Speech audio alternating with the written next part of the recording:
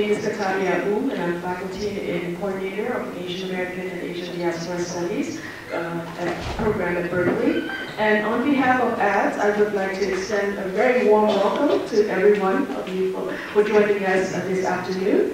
And certainly a very special thank you to you in the audience and also to the presenters for taking the time to be part of this very exciting program. I know it's Friday and there are a lot of exciting temptations out there, but your presence here underscore the importance of the issues that we're grappling here today. We have with us a very illustrious featured speaker and panel. These are individuals who are at the center and at the forefront of the issues that we will be grappling today, issues of rights, civil liberties, citizenship, and of course, race. So I think that these are very, very relevant and timely and certainly critically important issues, and I, for one, am looking very much forward to learning so much from the panelists and the speaker.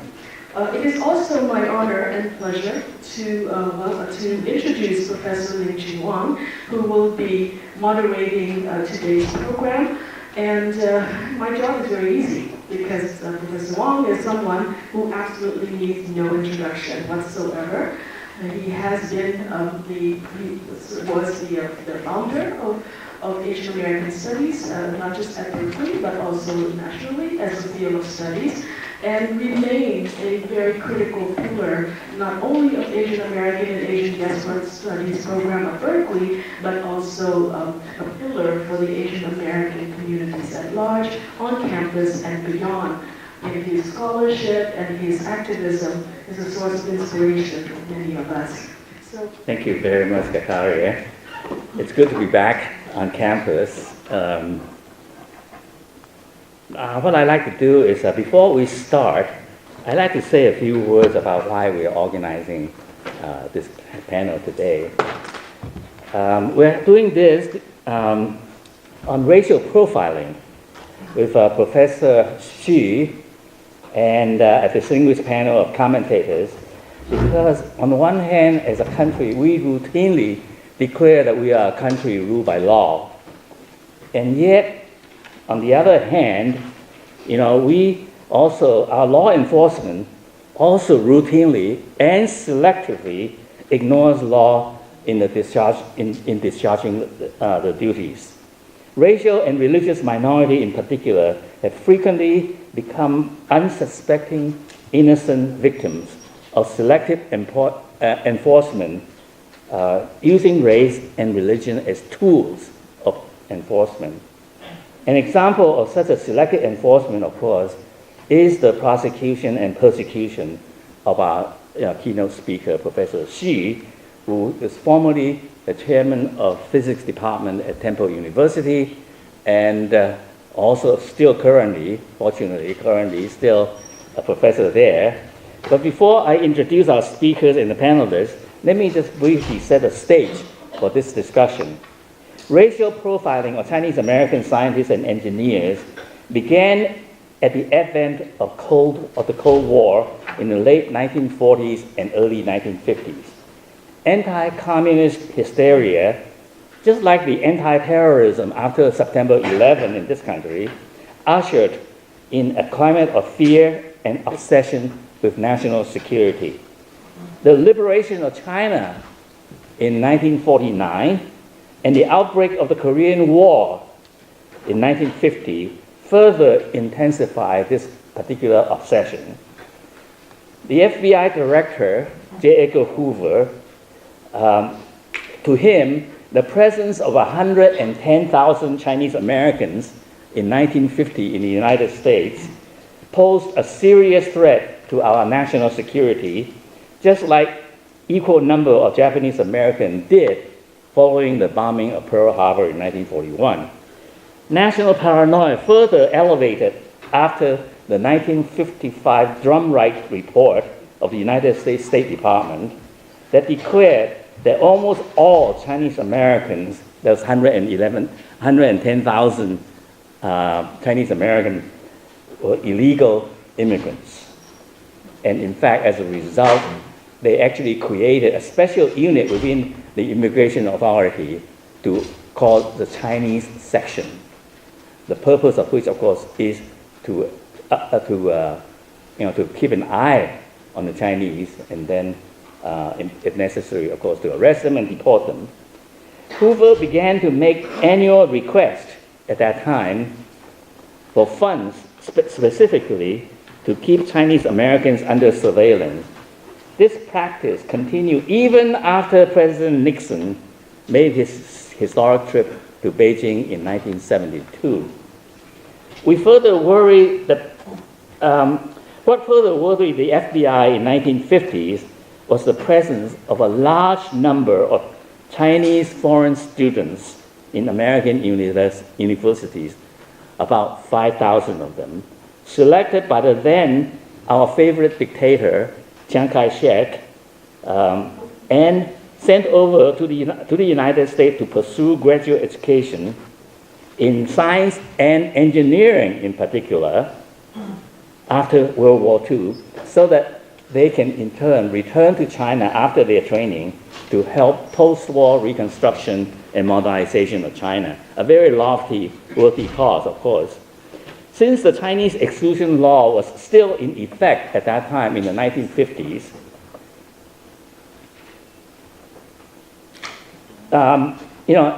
the Justice Department interpreted that if the students complete their education, they must be compelled to return to China, these 5,000. But on the other hand, the State Department and the White House felt that these 5,000, because they are so well trained, they cannot be allowed to go back to China to help our enemy, China, at that time. In fact, we were the number one, China was our number one enemy. So there's a tug of war between these two departments over what to do with these highly skilled, well-trained scientists and engineers in the United States. And then, of course, eventually it went to the court to try to resolve this. But in the meantime, Professor Chen Xiaoxing of Caltech, California Institute of Technology, and the founding director of the Jet Propulsion Lab in Pasadena that monitors all these space travel for the United States now. Professor Chen wanted to stay in the United States to continue his research, but he was denied by the immigration authority on the ground that he had overstayed. He had no right to stay in the United States under the law. But State Department Justice Department wanted him deported because someone, without proof, fingered him as a suspected communist, and his visa had expired.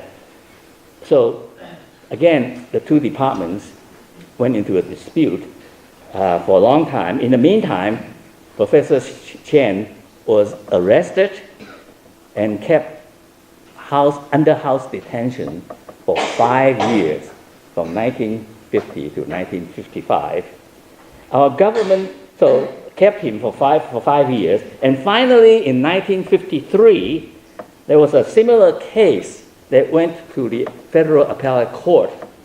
A gentleman by the name of Han Li Mao, he was trained in oceanography, and he wanted to go back to China, and the government said that, you're not allowed to go back.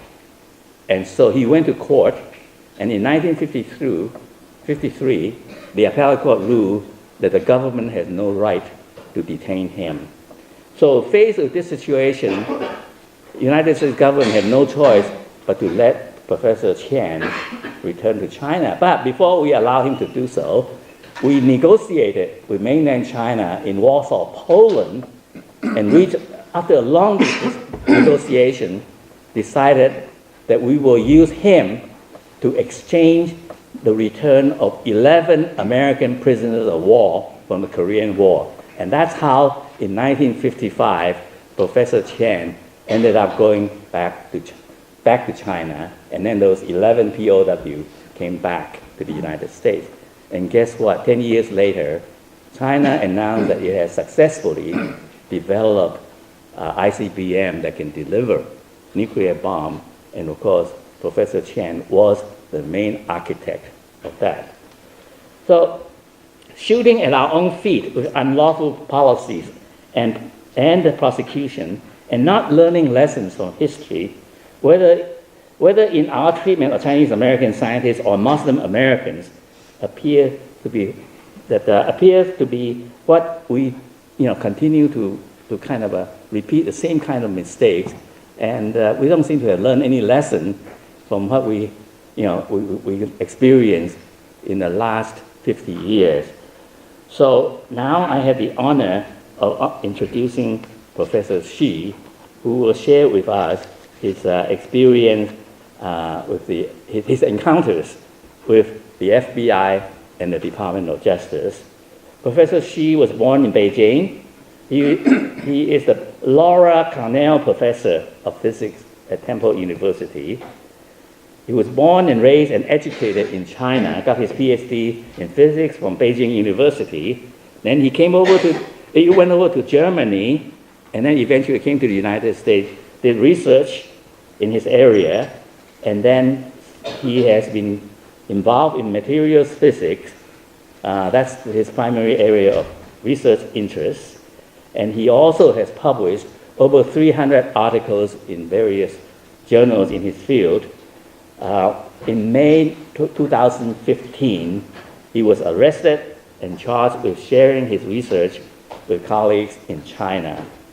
After a month, the government finally dropped the charges, all charges, in fact, against him, because it did not have any evidence, and worse, the government did not understand the science that he was in.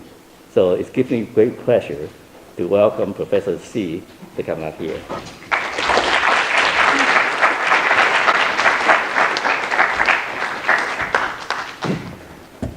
Thank you, Professor Wang, and I would like to thank AADS for organizing this important forum. I'm glad to be here to tell you my experience of being accused by the US government as Chinese spy. And why does it matter? Because what the government has done in my case represented a great danger to liberty in this country. And because I don't want to see this kind of things to happen to anybody else. If we don't all speak up and stop racial profiling, then this could happen to anybody, and could happen to any of you young people who later would be in the workforce. And so this is something that I feel that I would like to do very much. So first, let me give you a little bit of my background. I was born in China, in Beijing in 1957. And when I was 9, Cultural Revolution broke out. And I would often study by myself at home because there was not much to learn at school. And after the high school, just like millions of Chinese youth, I was sent to the countryside, and I would study after the day's hard labor.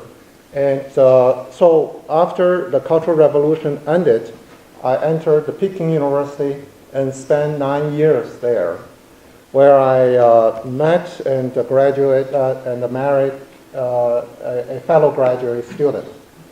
We came to the United States in 1989. So also at the Peking University, I got my PhD degree. This was I was defending my thesis. So we came to the U.S. in 1989, and for better career opportunities and for a better life.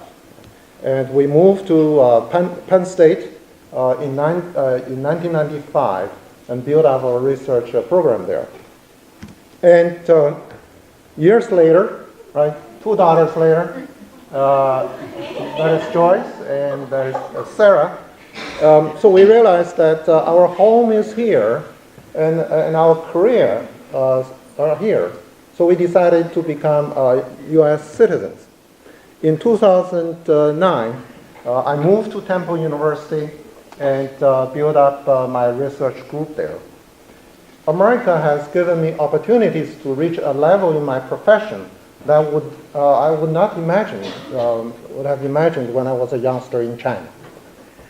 And so May 20th, 2015 was just a normal, busy day for me. And so I was busy with my research, my teaching, my duties as a department chair. And Joyce had came back from college for a few days the day before. And Sarah was anxious about her dental surgery the next day.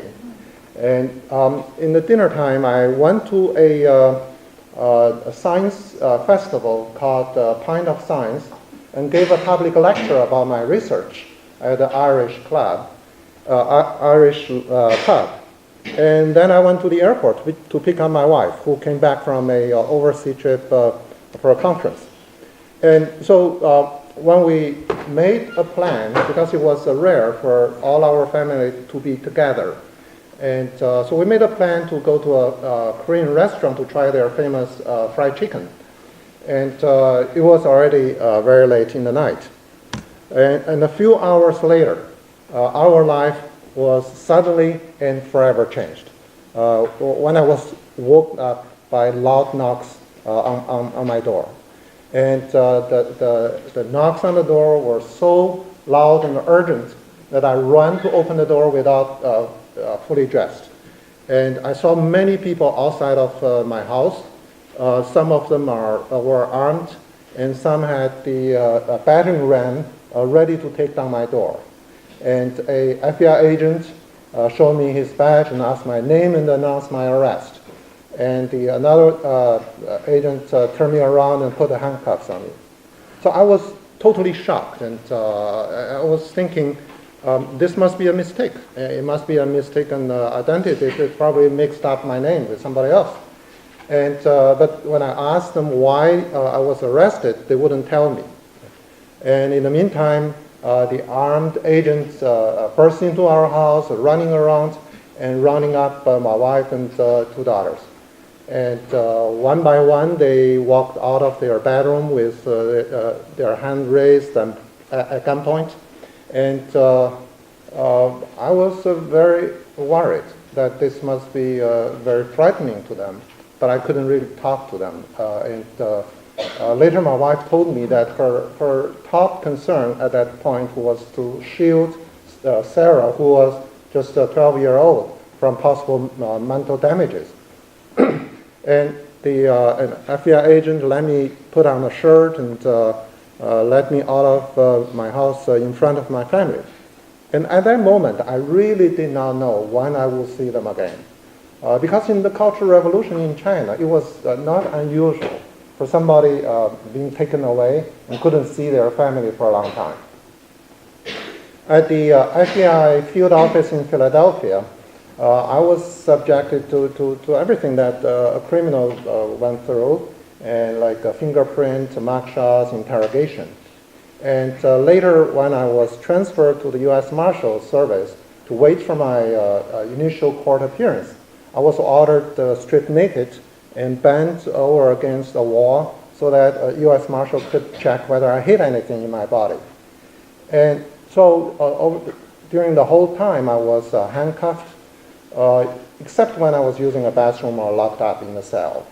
And during the interrogation, I was handcuffed to the table I sat by. And at the end of the 2-hour interrogation, the FBI agent finally told me that I was charged for having made a pocket heater, a device that was covered by a non-disclosure agreement with a U.S. company for Chinese collaborator. And to which I said, that's absurd. Because the fact was that I had never shared the pocket heater information with anybody in China. And I was thinking, how could the U.S. government do this to me? Charge me for crimes and use all these techniques for violent criminals to me and to my family without a thread of truth in their accusation. And so the charge against me was about a device called a pocket heater. Right? That was developed by a US company, STI. And in 2002 to 2003, I took a sabbatical leave from Penn State to work at Stanford and a Sunnyvale, California company called Conductor.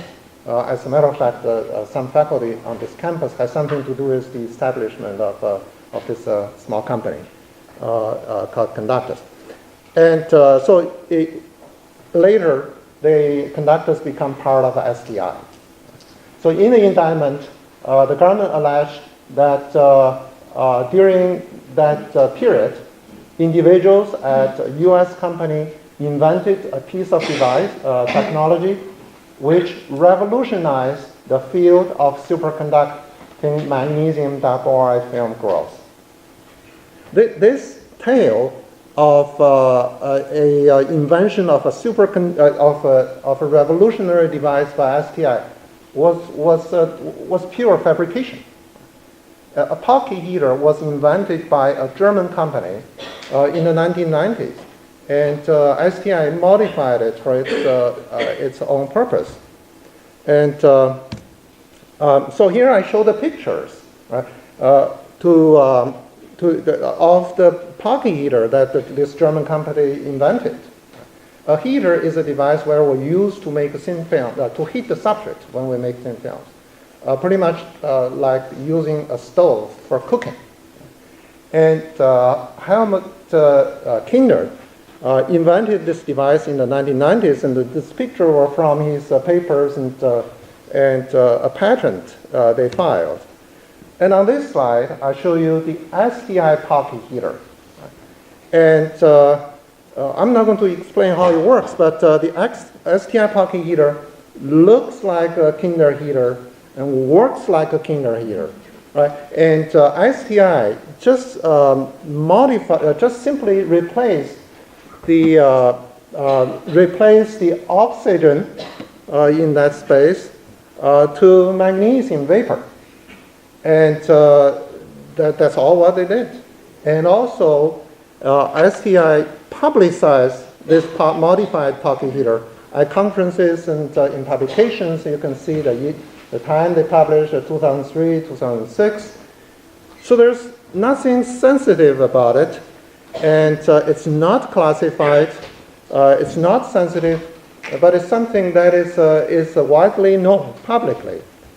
And and also the STI pocket heater produced magnesium diboroid thin film, which were inferior in quality compared to a technique that my group had invented at Penn State.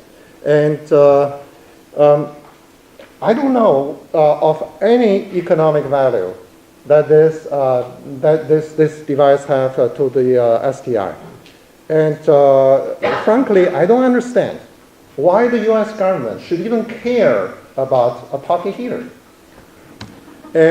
But they charge me saying that I repeatedly reproduced, sold, transferred, distributed, and otherwise shared the pocket heater with and exploited for the benefit of third parties in China, including government entities, and in an effort to help Chinese entities become world leader in the field of superconductivity. And the fact is, I had never done any of the things that the government accused me of doing. Actually, it's utterly ridiculous that I will steal a publicly available device, a technology that is inferior to the technology I developed myself, and somehow that can make Chinese a world leader in superconductivity. So there were 4 counts in the indictment, and based on 4 emails that I sent to my colleagues from my Temple University address to Chinese colleagues. And none of them talked about the pocket heater. They were talking about things entirely different from pocket heater. The first one saying that I confirmed that certain technology had been delivered to a laboratory in China, but in fact, the certain technology was this technology that my group invented in China. and it's called HPCVD. And my Chinese collaborators made it themselves locally in China. And so the HPCVD technique that my group invented, there's nothing secretive and sensitive about it, right? I talked broadly and published broadly about it, and even New York Times covered it when we published our first paper on it. And further, this is the collaboration is actually about using HPCVD for SRF cavities. You may have heard about the discovery of the Higgs boson in 2012 at CERN, and which actually got the theorists who predicted the 2013 Nobel Prize. But even before that, a team of international physicists led by Barry Barish, who actually got the Nobel Prize this year for the discovery of gravitational wave at LIGO. They have been designing a bigger international linear collider for precision measurement of the Higgs boson. And they have decided that ILC will use superconducting RF cavity that is shown in the picture here.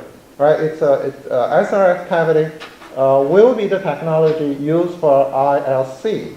And the collaboration that I had with Chinese colleagues was to use HPCVD to coat the inside of this cavity. You cannot do this with STI pocket heater, which is for flat films. So the COM 224 are even more bizarre. They were not even about magnesium diboride. They were about oxide. And magnesium diboride is not oxide, right? And this is the email too, and you can see the subject line said clearly it's about oxide film and interfaces. And I was talking about building up a world-class oxide thin film lab that would include laser MBE and oxide MBE. An oxide thin film lab that used laser MBE and oxide MBE had no use for STI pocket heater. That was for magnesium diboride. So these acquisitions were totally baseless.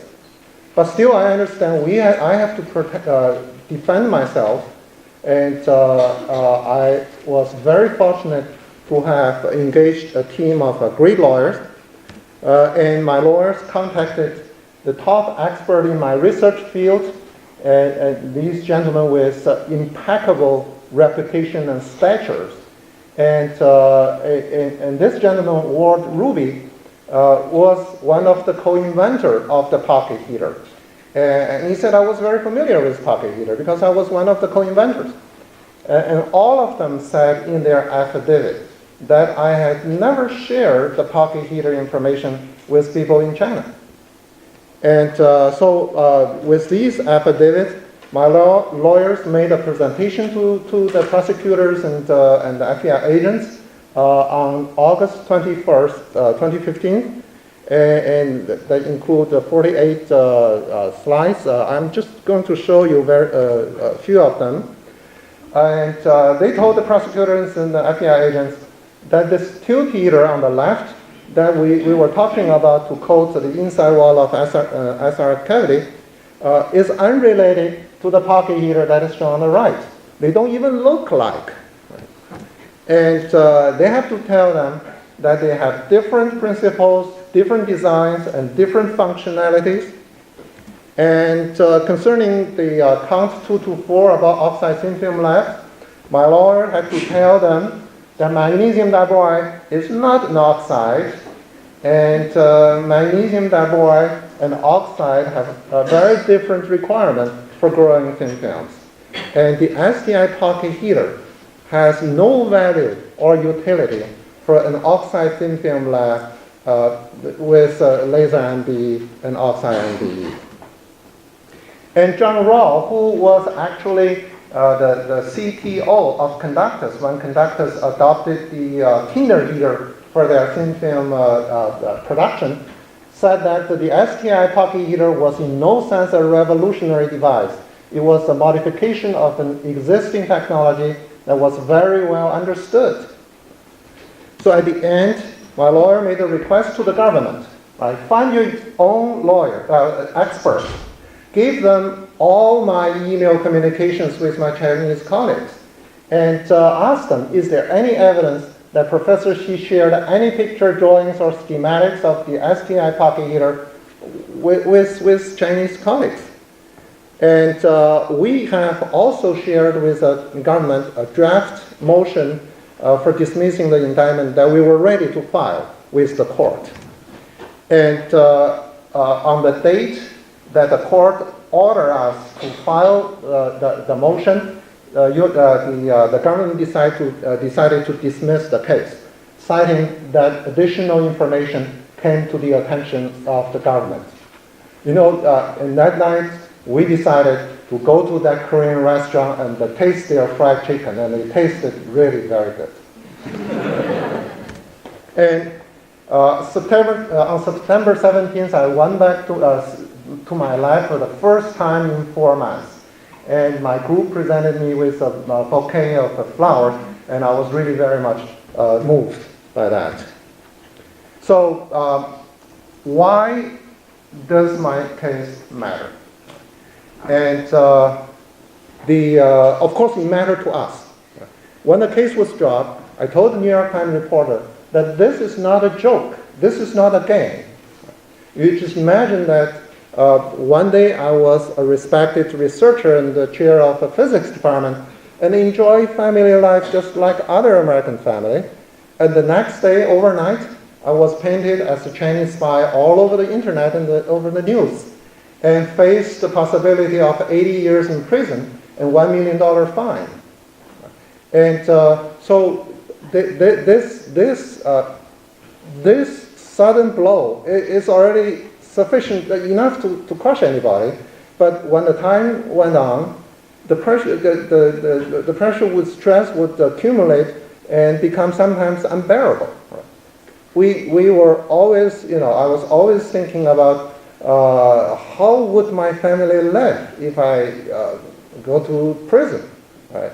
And how would I spend my rest of my life, even after I came out of the prison?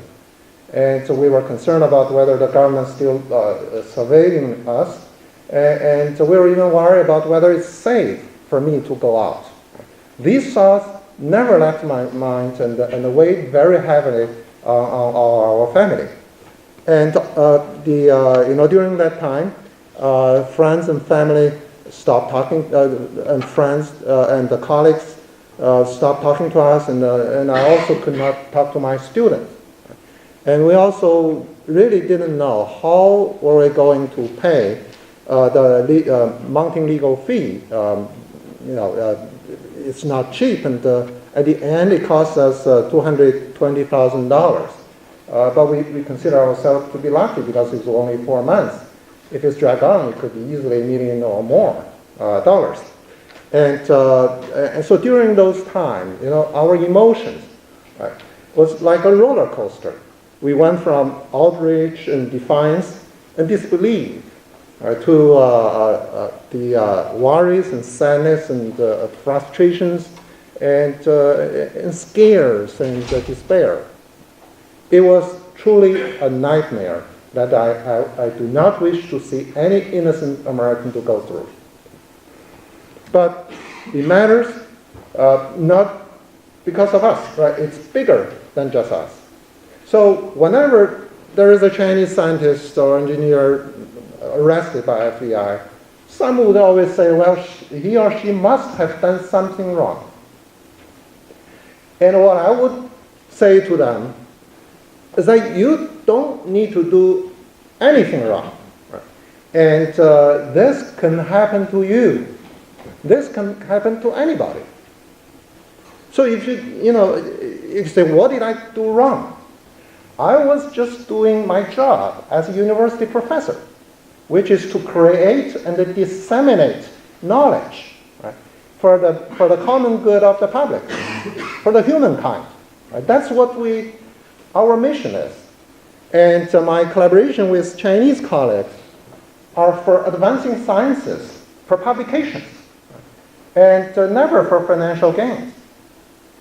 And well, you may ask, what about the technology you developed using government funding, right? You may be using Defense Department funding.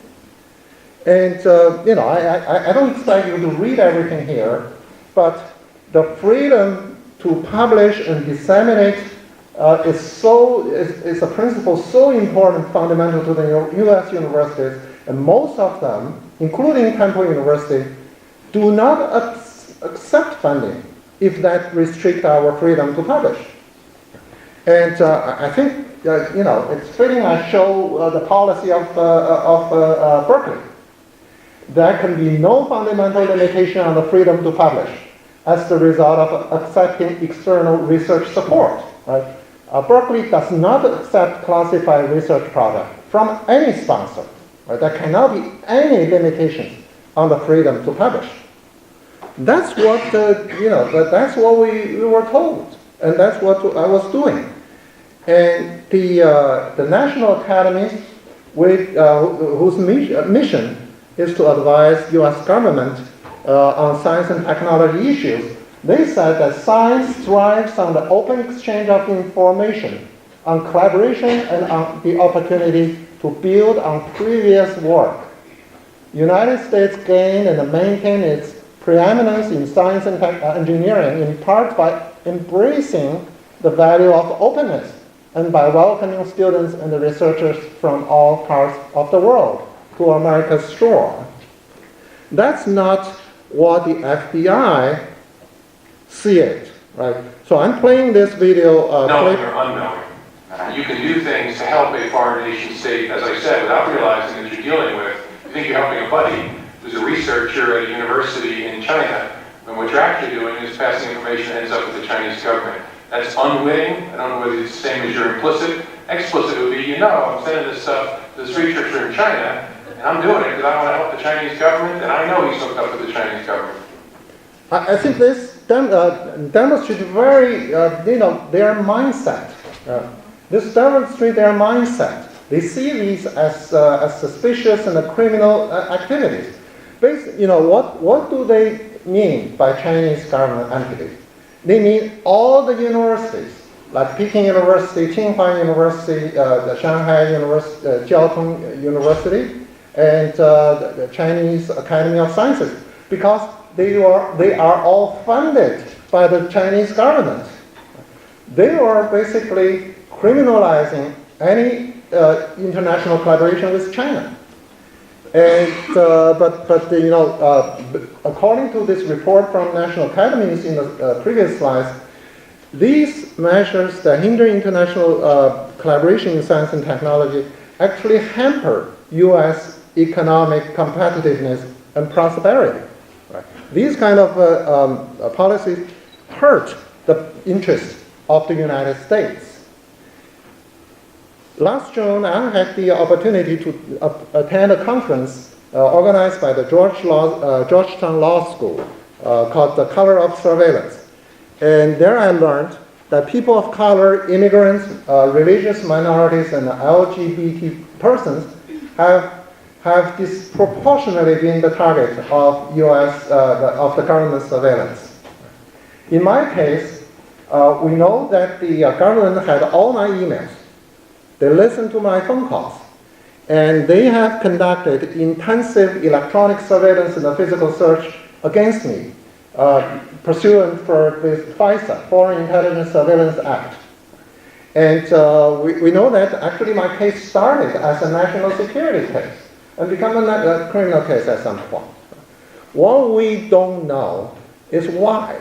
Why did they start targeting me?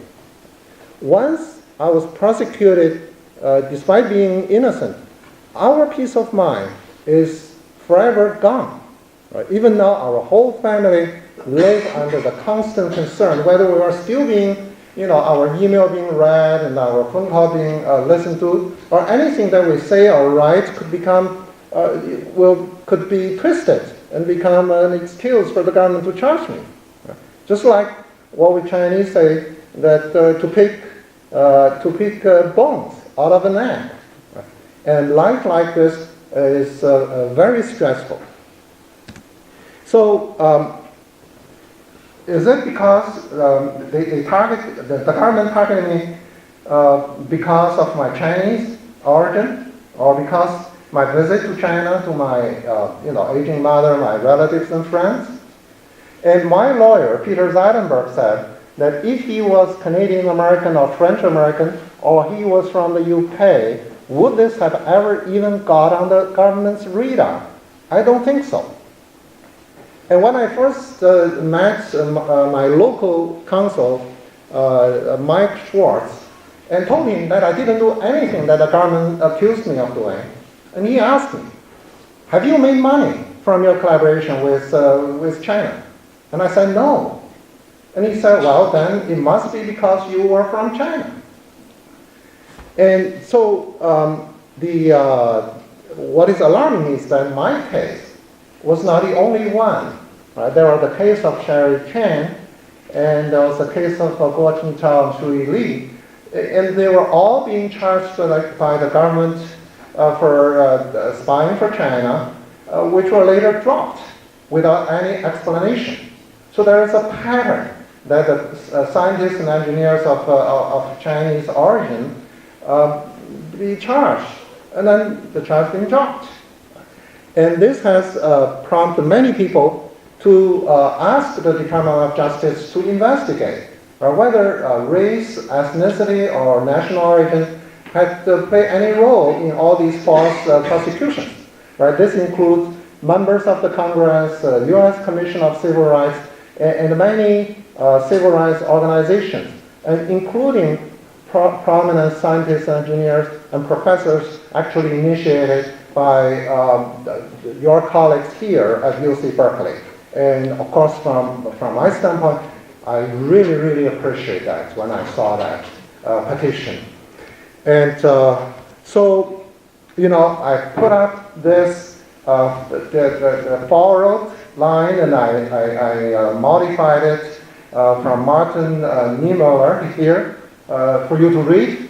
And I will tell you what an African American student wrote to me after I gave a talk at University of Maryland about my experience.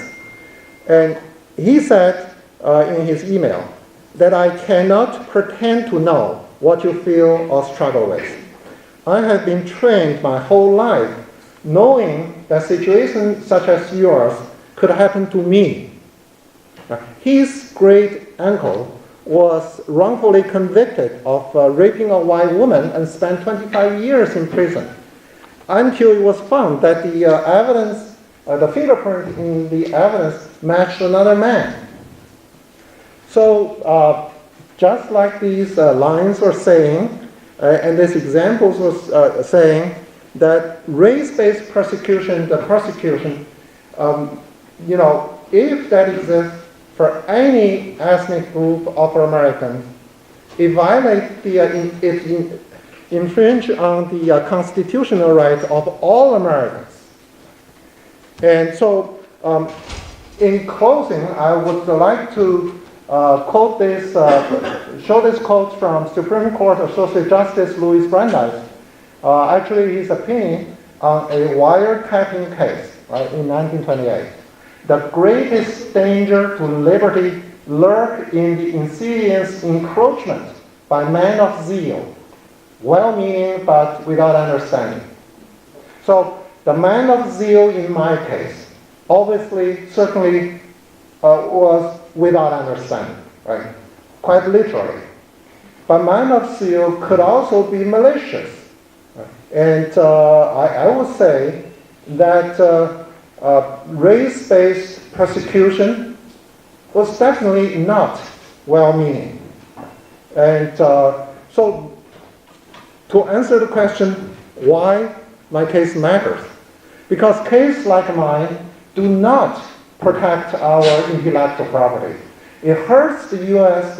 economic well-being, right?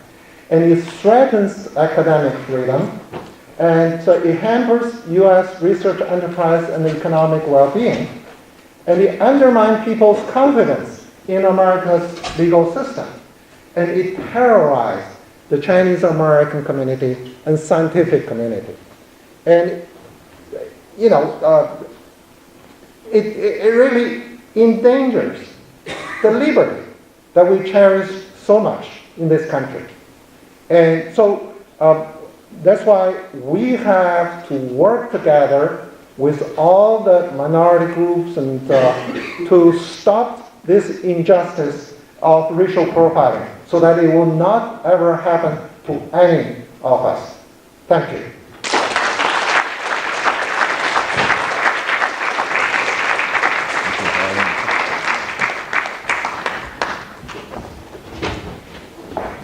Thank you very much. We have a very distinguished panel here, and they're going to comment about the case and also share their personal experience as well and their own studies. So they will come up in the order that I'm going to introduce them. The first one up is Professor Qian Wang, a professor of planetary and earth science on this campus. His specialty is something that I wouldn't even dare try to describe, partially about hydrology, but partially also about the tectonic movement and earthquakes. But that's his specialty. And he has just not too long ago retired. And then the next person is going to be Henry Dearth, a long-time civil rights advocate for 22 years. He had been the head of the foremost civil rights organization in the Bay Area, and for that matter in the United States, called Chinese Prosperity Action, based in San Francisco. And he's been the last few years working as an immigrant advocate across the country. And then the last person is going to be Don Tamaki, an alumnus of both undergraduate and law school here in Berkeley, a very prominent lawyer for the last 40 years. And one of his greatest contributions has been to overturn the Karamazov in the United States versus the United States, the case that enabled the government to put 110,000 Japanese Americans after Pearl Harbor into concentration camp. 2/3 of them actually were American citizens without trial at all. So the danger of racial profiling is actually quite pervasive in our country. And as I tried to say in the introduction, that being a Chinese American scientist and engineer is almost synonymous with treason and espionage. And the case of Professor Xi, demonstrate that. And then there are other cases, including Professor Chen from Caltech that I mentioned in the 1950s. He was the foremost missile rocket expert, and yet, with no evidence at all, he was arrested and then put in the house arrest for 5 years, and then used to exchange for prisoners of war, as if he was also a prisoner of war. He was in some way a hostage. So let me give you Professor Wang.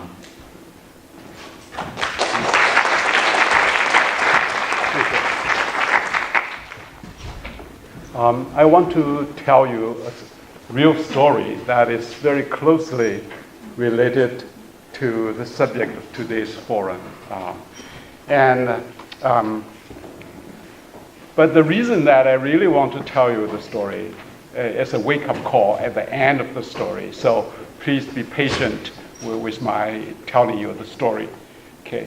In December 2015, I called up my friend Zheng Minghu, professor of electrical engineering at UC Berkeley, to discuss with him about the sequence of incidences that you have just heard about, of FBI targeting Chinese American scientists and engineers, and falsely accusing them for espionage for China.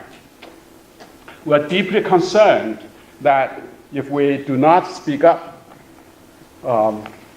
then this false accusation will continue and probably will cause greater harm.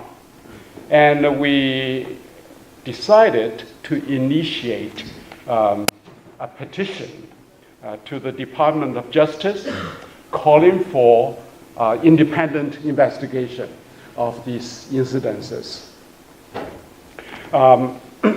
We also enlisted Professor Alice Huang from Caltech and S.B. Wu from the 80/20 Foundation as co-initiators.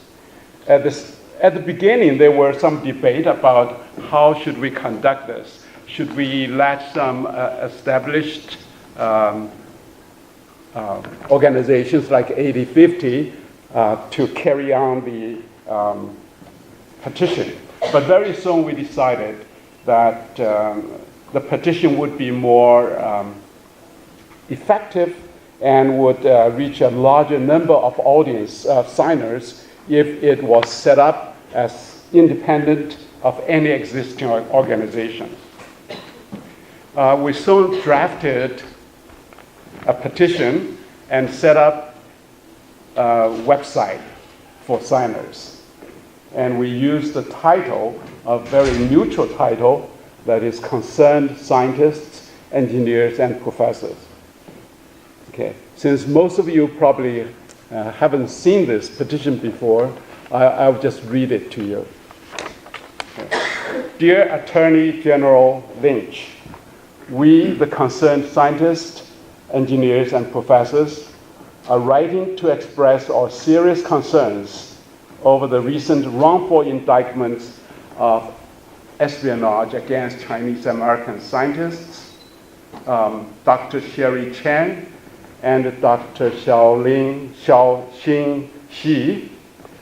While we support the government's effort to investigate and prosecute the stealing of government and corporate sciences secrets, we are appalled by the apparent pattern of singling out Chinese Americans by federal law enforcement and prosecutors on the basis of ethnicity in violation of their equal protection rights.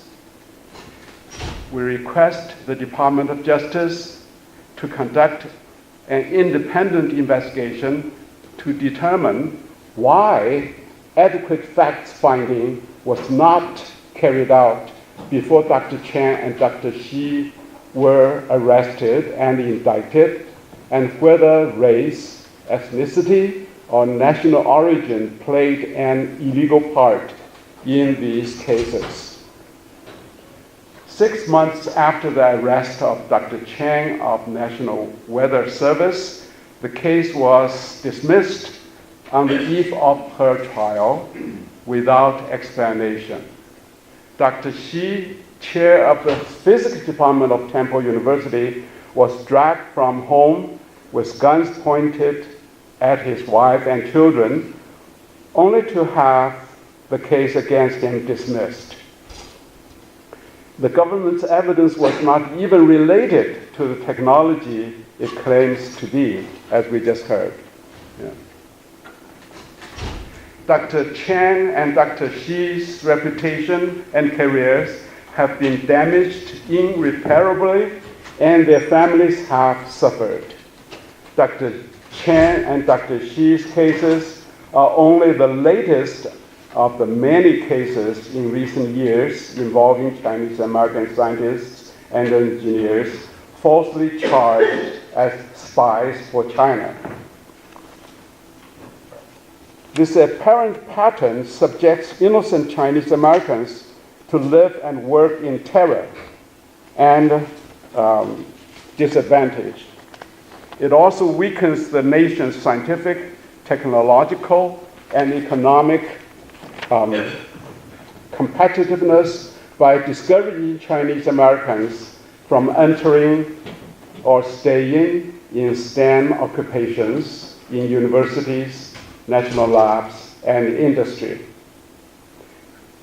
We therefore request the DOJ to conduct an independent investigation into the cases of Dr. Chen, Dr. Xi, and other similar cases regarding whether race, ethnicity, or national origin played an illegal role. Sincerely, concerned scientists, engineers, and professors. So that was the petition sent to DOJ. Okay.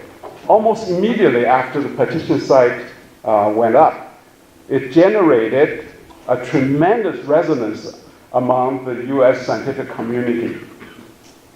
More than 5,800 prominent scientists, engineers, and professors signed on. They included 6 Nobel laureates, numerous winners of the President's National Medal of Science, National Medals of Innovation and Technology, numerous members of the National Academy of Sciences, National Academy of Engineering, 2 past presidents of the American Association for the Advancement of Science, and 1 former president of Caltech, among others. By the end of January 2016, the rate of increase of signers had reduced, and we decided it was time to send a petition to Loretta Lynch, then Attorney General of the Department of Justice. At the same time, we sent copies of the petition to many senators, congressmen, and the editors of the New York Times and the Washington Post, hoping to get their attention and coverage of the event. Zheng Hu and Alice Huang set aside special time to receive phone calls from the newspaper editors, senators, and congressmen. But what happened afterwards was totally unexpected from us. Neither Loretta Lynch responded to our petition, nor any senators, congressmen, or newspaper editor called. It was like that we threw a stone into a deep, deep pond. It didn't make a little sound. Not to this day. To me, this is a wake-up call. We were too naive to believe that because of our contributions to this country, the US Department of Justice will pay special attention to our concerns for justice and civil rights. But the fact shows the contrary. The DOJ paid little attention to our concerns and were far from gaining the support from the society at large to our civil rights. On the other hand, I do not think that our effort and the petition were useless or wasted. Even though we did not receive a reply from Loretta Lynch, I'm sure that she and the Department of Justice must have taken notice of the large number of signers on the petition. It showed to them that the Chinese American scientists and engineers will stand up and demand justice for our community. The fact that Professor Xi stood up today to share his experience with us is another example. We must stay vigilant and work very hard to protect our own civil rights. Professor Xi, I salute to you for your excellent example to us. And thank you to you all for your attention.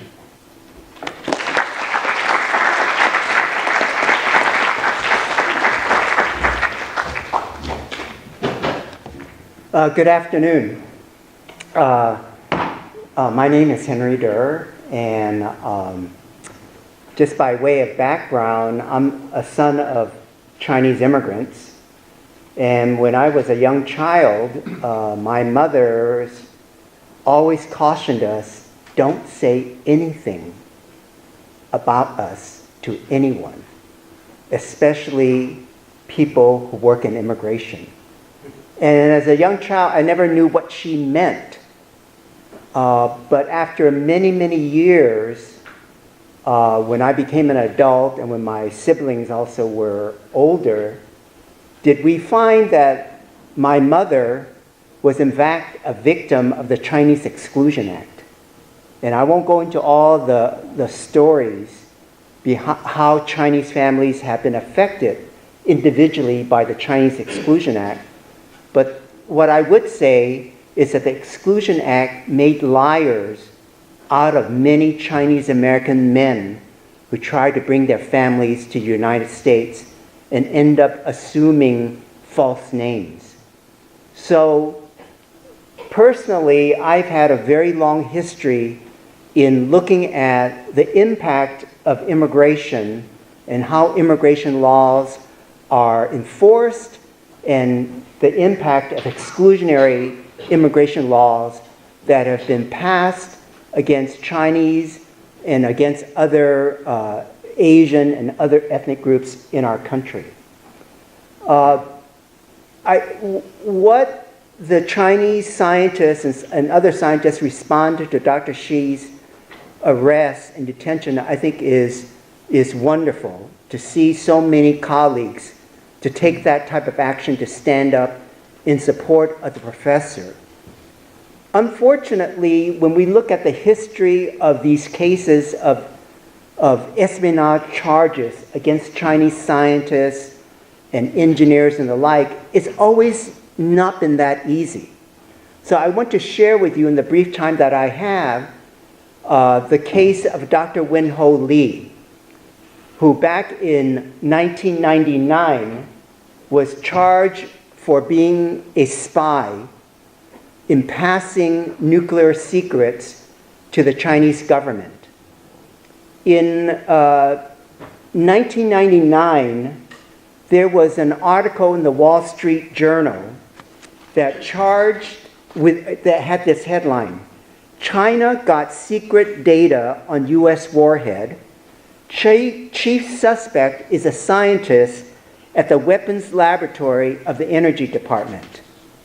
Then 3 months later, there was another blaring headline article in the New York Times on March 6 that said, essentially, Chinese possess nuclear secrets stolen from an American government lab. And in that article, it went on to talk about a Chinese American or Chinese scientist. That article came out on March 6th. The next day, on March 7th, a Sunday, the FBI hauled Dr. Wen-Ho Lee, a nuclear scientist at the Los Alamos Nuclear Lab in New Mexico, into interrogation. And they waved that New York Times article to him to say, well, what do you have to say about what has now been printed about your sharing secrets of a miniature nuclear warhead with the Chinese government? And Dr. Wen-Ho Lee really was surprised. He said, what are you talking about? And they interrogated him very heavily. And then after he was released at that initial point from the interrogation, and when he was going home, he said to his friend who had accompanied him to Santa Fe where he was interviewed by the FBI, he said, they kept saying I had to say that I did this thing I didn't do. So the FBI, in their interrogation tactics, it's well known, they use really strong arm tactics. So from that, and then that was on March the 7th. On March the 9th, 2 days later, Energy Secretary Bill Richardson got Wen-Ho Lee fired from the Los Alamos lab. Fired without any particular charge being filed against him, knowing what in the heck was going on. After he was fired, the FBI then embarked on literally a 9-month interview of over 1,000 people to get the dirt on Dr. Wen-Ho Lee. And eventually he was charged with more than 50 counts of espionage, for being basically disloyal and committing acts of treason against the United States. Throughout 1999 and into 2000, after he was charged, there was debate within the Chinese community among groups, both national and local, what should be the response of the community and in individuals. For some of us, it was pretty apparent that he was being railroaded as we followed the news, because there was a constant stream of articles. But there were others who were close to the Clinton administration who said, well, we're not sure. This is a national security issue. You just don't know what might be behind all these charges. And it was very troubling to many of us in the Bay Area that groups and leaders who should know better would take that kind of cautious stance. And in fact, there was quite a division between those that I would call DC-based and those of us here in the Bay Area. And eventually, Cecilia Chang and other people from Silicon Valley who personally knew Dr. Wen-Ho Lee formed a Bay Area committee to support him. Ling-Chi Wong and others, Roger, I think you were, who was in the audience, he was involved. He was younger then, but he was involved in the defense. And to say the least, the support committee took a very hardline stance to question what was being written in these newspaper articles and also what eventually became these 50-plus charges. And it was so terrible against Wen-Ho Lee that they pictured him as a really conniving scientist that was trying to pass the nuclear secrets, to the point that when he was in prison, the Justice Department made the argument that he should be in solitary confinement. And he was put in solitary confinement for 9 months.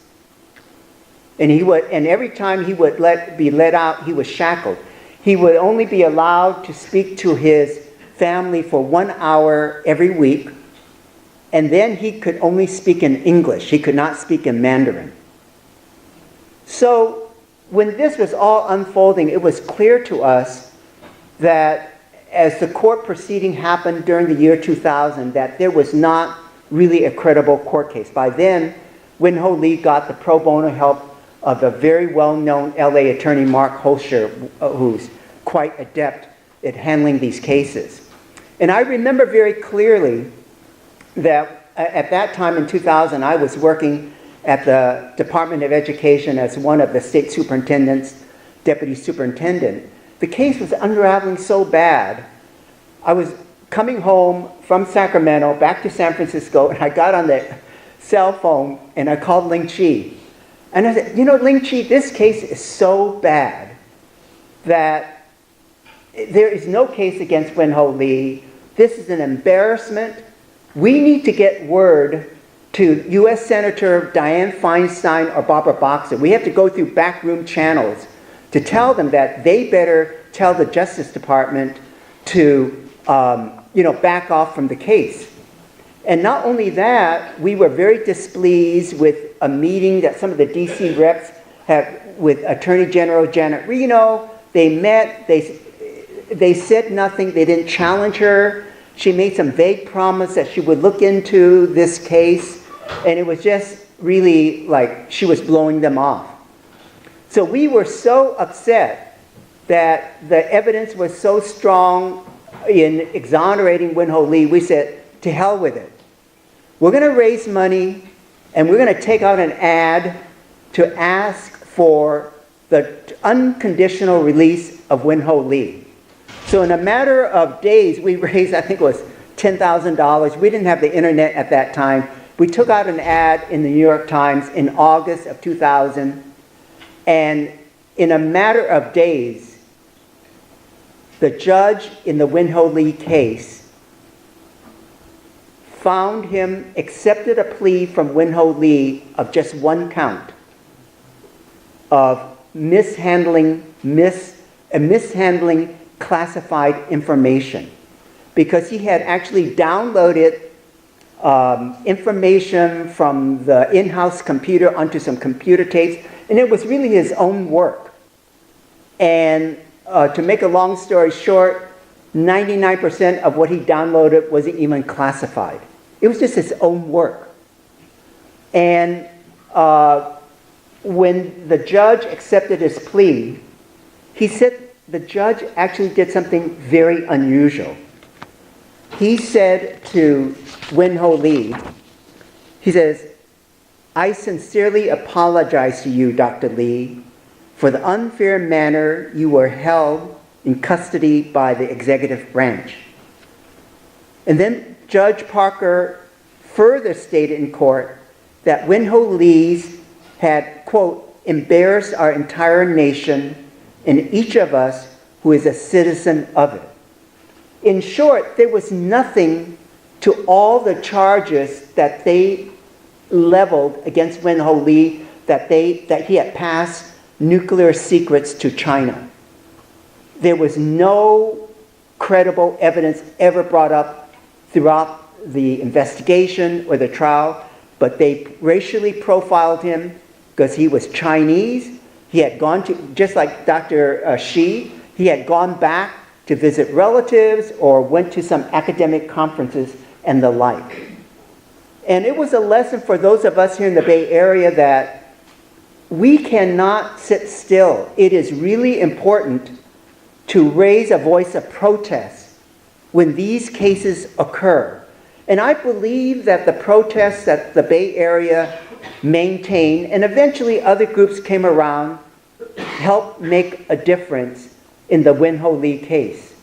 And I would just share with you, even on a more personal base, during this time at the late 1990s, when there was all this suspicion about Dr. Wen-Ho Lee and about Chinese people who were contributing monies to the Democratic Party to influence the outcome of elections, that these monies came to the Chinese government. When I was up in Sacramento working, all of a sudden one day I got an unexpected call from an FBI agent and said, "Oh, I would like to meet with you."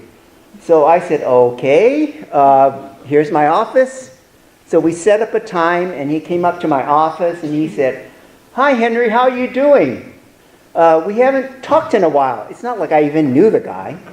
And so he asked me, what have you been up to? What are you doing? And so on and so forth. And then he said, "Have you been approached by anyone to do any deals with China or to make profit or anything like that?" So he went on and on like that, and I kept on saying, no, nothing's going on. And so we concluded the meeting. He gave me his card, and he said, "If you hear of anything, here's my card, contact us. We're always here." And interestingly, 2 or 3 days afterward, I got this really strange phone call from this individual who was heavily accented, speaking in Chinese, and he said to me, "I'm so-and-so, I have a deal to kind of bring some educational fellows to California. You're deputy superintendent, can you help me?" And he went on and on. I didn't really quite understand what he was saying. And of course, I'm a public official. We don't engage, we don't support private education. We certainly don't support any profit venture. And I just sort of politely said, thanks, but no thanks. Since I had the card of the FBI agent, I said, what the hell? I'll call him and tell him that I got this call from this strange fellow. And I called him up. I left a voicemail message to say, "Hey, I got this call. This is what happened." Interestingly, I never got a call back from the FBI agent. And to this day, I believe that they planted someone to test me. to see if I would fall for a trap. I mean, it's sort of like entrapment. So, you know, we have to believe that it's not a matter of political party. It is institutional racism in the bureaucracy without regard of who's in political power, where this racial profiling occur on a systematic basis. In the short 2 or 3 minutes that I have left, I just also want to share with you and really implore that racial profiling against Chinese scientists, against Professor Xi and others, is not an isolated situation of just targeting Chinese. That there is institutional racism and profiling against, as Professor Xi said, against many different people of different ethnic backgrounds. They could be African Americans, Muslims, transgender individuals who are deemed incapable of serving in our military. In my current work of working with a group of national foundations, we support pro-immigrant groups across the country, and they've been at the heart of pushing back against ICE enforcement. They have supported immigrant youth to secure DACA. In 2010, the state of Arizona passed SB 1070, the anti-immigrant show me your paper racial profiling law. Unfortunately, in the state of Arizona, at that time, there was this sheriff called Sheriff Joe Arpaio, who made it his mission, beginning back before even SB 1070 was passed by the Arizona State Legislature, to go after immigrants. So he began in 2005 to do a bunch of sweeps in Latino neighborhoods to sweep up people. And it got so bad that eventually there were 2 cases that were filed against him. One by the ACLU in 2007, and another one by the Justice Department in 2011. And to make a long story short, he was found to be racially profiling, and he was ordered by the court to stop it and to make sure that his deputy sheriffs were to behave in an appropriate way. Once he got this order to comply with non-racial policy, he proceeded to be in contempt of court and to ignore those orders. And just this year, he was criminally found guilty of violating the order of the court. And if you follow the news, 2 months ago, President Trump pardoned him of this conviction. And fortunately, just yesterday, the judge in the case said, well, just because President Trump pardoned you, I'm not going to vacate your guilty conviction. That's going to be with you forever. Now, I bring this case up to tell you this, that even though he got away with murder for many years, and I don't have enough time to tell you the story, people in Arizona pushed back. How did they push back? They organized by energizing Latinos to become more active voters. So in 2010, there was a tremendous effort to get more Latinos to vote. And eventually, they were able to knock off the state senator that authored SB 1070. And last year, Latinos were part of a progressive movement to vote Joseph Arpaio out of office as the sheriff of Maricopa County. So it can't, in spite of all these attacks of racial profiling, we can do something. And I hope that as you hear about these stories, that you will join efforts to push back against racial profiling. Thank you.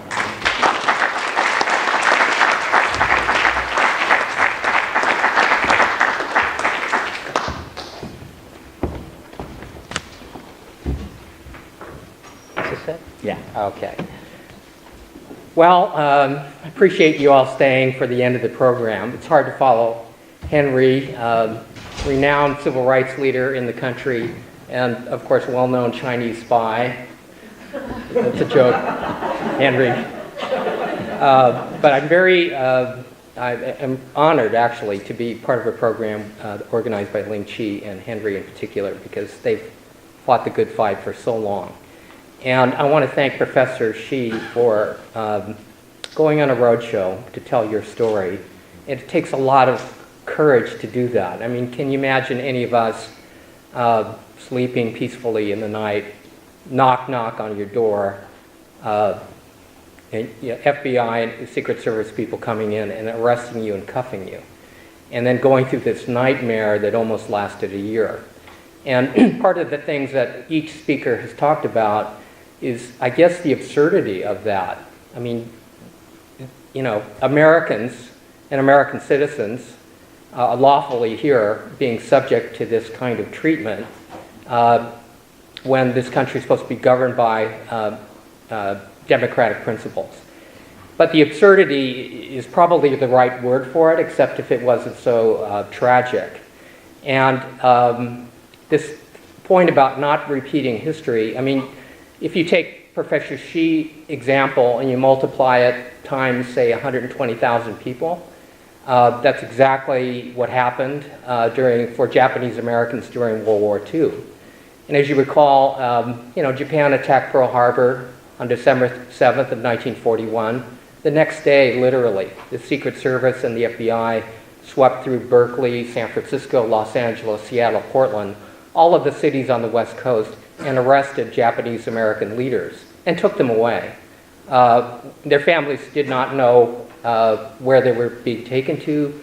There were no charges ever levied. They were simply taken away. And within literally the next day, Congress acted, and so did the President. The President in February passed Executive Order 9066, and everybody is a little bit familiar now with what executive orders are. And this one was issued by Roosevelt in 1942, and it authorized the entire West Coast, from Washington south to Arizona, to be under the command of a military commander named General John L. DeWitt, based here in the Presidio. And the next day after that order, John DeWitt began issuing proclamations governing the Japanese American population on the West Coast. And Congress helped out too. They passed a law called 503, which basically said, we're going to allow the general to declare certain military zones, and whoever shall enter, remain in, leave, or commit any act in any military zone is guilty of a crime. So General DeWitt basically took that and said, well, you know what? The entire western half of the states of Washington, Arizona, Oregon, and California is a military zone, bisecting the entire state north to south. And therefore, again, pushing the absurdity of it, whoever shall enter, remain in, or leave, or commit any act there is guilty of a crime. So if this was the military zone 1, which it was in 1942, and you've lived here all your life, you'd say, well, I can't remain in here even though I've lived here all my life. I guess I'll leave. Well, you can't, because that's a crime. And you can't commit any act in that zone, such as working or breathing. And therefore, the only way you could comply with this absurd law was to report to a military detention center, like my parents and our families did, until 10 American-style concentration camps were being built from California to Arkansas. So by the end of 1942, almost 120,000 people had lost their freedom, their property. Some had even lost their lives without trial and for no offense. And 3 gentlemen said no to that. Fred Korematsu, Gordon Hirabayashi, and Min Yusui. And they challenged these orders as American citizens. And the government defended against this order, again, following the theme of absurdity and lack of evidence, on the grounds that Japanese Americans were engaging in espionage and sabotage. So this theme about spying and national security is very consistent with the stories told today. And they said that Japanese Americans were engaging in radio signals emanating from shore to ship, And secondly, they were so different. They spoke a different language, worshipped a different god, had a different culture, were unassimilated and unassimilable, that you couldn't trust them, that they were prone to disloyalty. And the cases wound their way up to the U.S. Supreme Court in 1943 and 1944, and to their surprise, they lost. The court ruled against them and basically said, if the military tells us these people are dangerous, then we believe the military. Again, without any showing of evidence, trial, nothing. And very similar to Professor Xi, to Wenho Li, to the other scientists who are accused without any evidence. I heard that repeatedly, without a shred of evidence. Well, that was the situation for Japanese Americans. And it troubled one of the dissenting justices. The court decided in Fred's case 6-3 against him, but 3 justices dissented. One of them was a guy named Justice Robert Jackson. And he said, how do we know that the military is telling the truth? All we have before us is General DeWitt's self-serving, unsworn testimony, untested by cross-examination, that what he did was necessary and reasonable. He then went on to say the principle of legalizing racism and transplanting Americans lies around like a loaded weapon, ready for the hand of any authority who could put forth a plausible claim of an urgent need. Meaning, just on the naked assertion alone, that you are a spy, or you are doing something wrong, that we can take you away.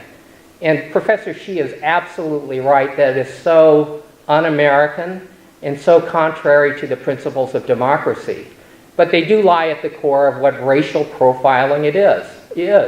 In other words, guilt by association without any information or without any evidence. And that's something that the scientists are facing now. And 40 years later, this is in the 1980s, I worked on a legal team representing Fred, Korematsu Gordon, and Min to reopen their case.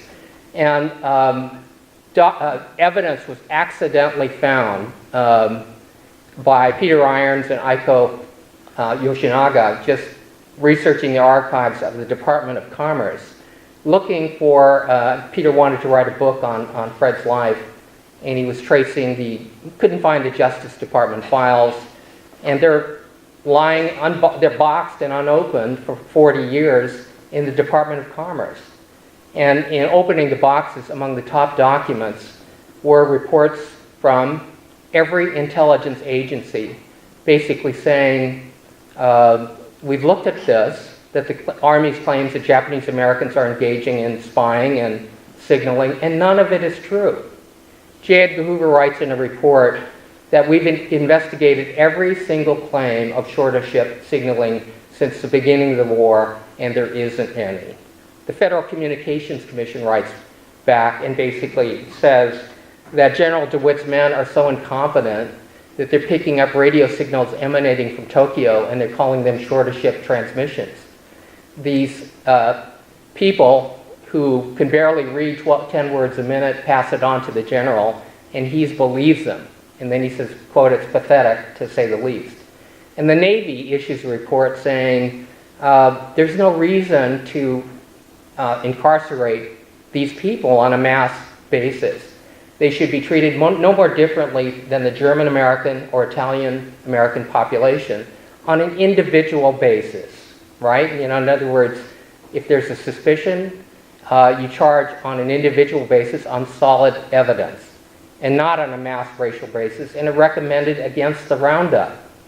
And so when the Justice Department lawyers who are preparing to defend against the challenges of Fred Korematsu case in 1944 see this, they get into a huge ethical dilemma. You're not supposed to lie to the U.S. Supreme Court.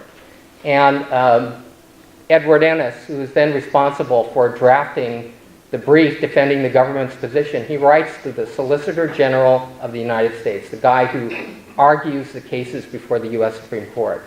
And he said, in view of the Navy report and the other intelligence agency reports that we have a duty to disclose the contents of the report to the U.S. Supreme Court. And it occurs any other course of conduct might approximate the suppression of evidence. And there are other memorandums going back and forth between the lawyers basically saying, one of them says from the lawyers, a guy named John Burling, there's no doubt that the Army's claims that Japanese Americans are doing wrongdoing are, quote, intentional falsehoods and fabrications. I heard that word from Professor Sheet, fabrications. And none of these protestations got any traction. The lawyers tried to slip in a footnote in the Korematsu brief, in the government's brief, basically saying that we have in our possession documents for our own intelligence agencies which contradict the Army's claims. Well, the War Department found out about the footnote, just a little footnote. They ordered the printing presses stopped on the brief.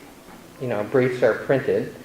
And the footnote is ordered to be rewritten, and it's rewritten in such a way that you can't even understand it. And the logical interpretation is, in this rewritten, obscure footnote, that the government is asking the court to accept as fact what the Army is claiming. So the last attempt to alert the court that something's wrong failed.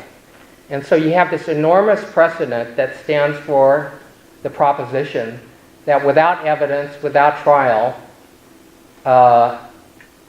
and without charges, an entire population, men, women, and children, could lose their freedom, could be locked up for years, and that be constitutional in the name of national security. And we were able to reverse Fred Korematsu's case, his criminal conviction. But I want to emphasize and give a little correction that with what Ling Chia said. We won at the lower court levels. The government initially appealed, and then they withdrew their appeal. And, you know, the winners can't go up the ladder, only the losers. And that was a strategic maneuver not to get judicial review on all of this. So the Korematsu precedent, which is one of the scholars deem that a civil liberties disaster, still stands. It's been weakened, it's been discredited. It stands for the proposition. It's really, we say it's more of a warning to the country than a precedent. But the fact of the matter is, it's there as a justification during times of national security to do that. And so just to connect it to present day, I'm sure you followed in January, Trump issued the first of thrice revised travel plans, travel bans. And the first one targeted 6 countries, and that was expanded, mainly Muslim majority. It targeted refugees fleeing war-torn areas who had already gone through a stringent 18-month vetting process. It prevented families from seeing spouses and who are connected to citizens and permanent residents from travel. And that was revised later in March, and it's yet been revised again. And the connection between these cases and what Professor Shi and others have talked about, and the incarceration cases that Japanese Americans faced, is President Trump is asking the courts to stand down, basically saying, in matters of national security, involving things like terror, espionage, the president has absolute discretion and unbridled authority to issue orders regulating immigration and the borders.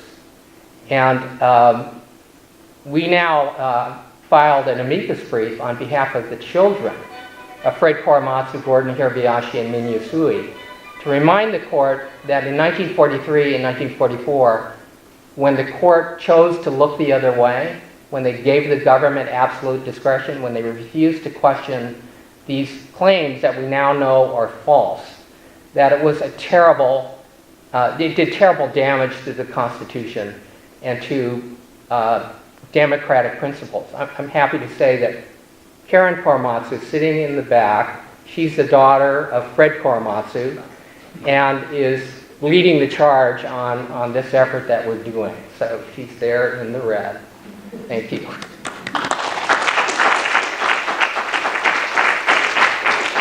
And so President Trump is saying the court should stand down and not review. Luckily, fortunately today, the courts are not cooperating. You know, there are three branches of government. Each is supposed to be a check and a balance on the other. And when the courts abdicate their constitutional role of asking probing questions and holding the president to account, that, you know, if you're saying banning travel from 6 Muslim majority countries is in the name of national security, show us how it makes the country safer. That's basically the question that the courts are now asking. And fortunately, in Professor Xi's case and Wenho Lee, you had judges and lawyers standing up to the executive branch. If they did not stand up to the executive branch, dictatorship, basically, in essence. So I think that's the message. I really appreciate the fact that Asian American Studies is doing this, because it promotes awareness of how fragile our democracy is. And in this regard, in particular, Asian Americans know something about this. This is part of our history. Legal side note, the argument that the president is now making, that he basically says that the courts should give him absolute deference to his orders in times of national security, that authority stems from the Chinese exclusion cases, because that's what was the rulings at that time. Korematsu versus the United States in 1943-44 followed that. They just abdicated their duty. And now it's being put to the test all over again. So, without going into great detail, the Supreme Court case involving the 2 of the executive orders have been dismissed out because the president had issued yet a 3rd version of the ban, and other portions expired. And then he issued this 3rd version, which is no expiration date. It goes on indefinitely. So literally, those cases are now being challenged back in square one in the state of Hawaii and in the state of Maryland. So they will be going up the ladder. They will eventually end up at the U.S. Supreme Court. And the issue will be, will the court stand up to this particular president?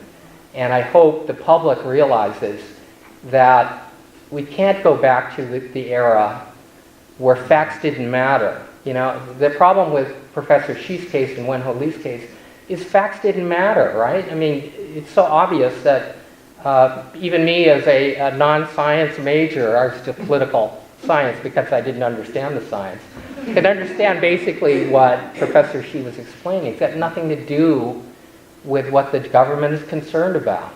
But facts, you know, the political pressure behind profiling is so strong that facts literally don't matter. In 1943-44, facts didn't matter, and what's distressing with this administration is he prefers the fake facts over the real ones. And we're entering an era where facts don't matter. And the only, of course, you've got lawyers and people like Professor Xi and Ling Chi and Henry Durr and Professor Wong standing up to that. But it really takes a groundswell in the public to demand differently. And we've seen social change, and we know it's possible. And so we are urging people to be active. And Henry mentioned a couple things regarding examples of Sheriff Joe Arpaio in Maricopa County. There are many other areas where we can all get involved. And I think it's one of these things, since Asian Americans are so intimately connected with the origin of what this is about, and because it's going on now with the scientists, that we really do have something to say about this, and we could speak with the moral authority about profiling that others don't have. I think we have a unique voice in this issue. So with that, I'm going to end, but I thank you very much.